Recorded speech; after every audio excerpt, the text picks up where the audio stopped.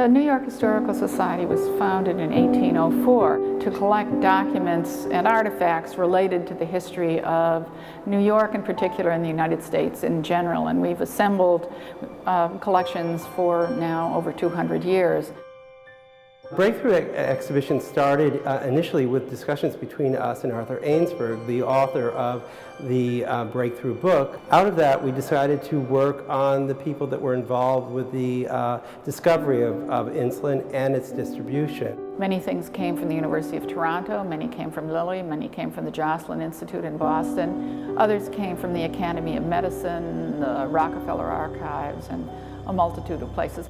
The exhibit is structured in a circle. You enter and leave from the same doorway, and we start really with what people thought of diabetes in the thousands of years before the discovery in the 1920s. We have 15th century and 16th century illustrated books that talk about how doctors of that period identified diabetes, then the period exactly before where people went on what was called a starvation diet to survive diabetes, then the discovery itself.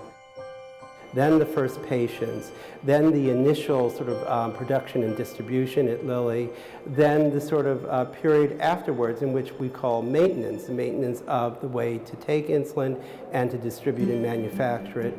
And we end with today, which deals with sort of where we are in dealing with the disease today. Diabetes had been a fatal disease. With the discovery of insulin, it became a chronic disease, but a lot of the responsibility for health lay on the patient. They have to participate, and it's not something that everybody wants to do. So this is really part of the story of the discovery of insulin. It was important to discover the secretion in the hormone itself, but it was also important to establish a way in which it could be useful, in which it could really be used to save lives.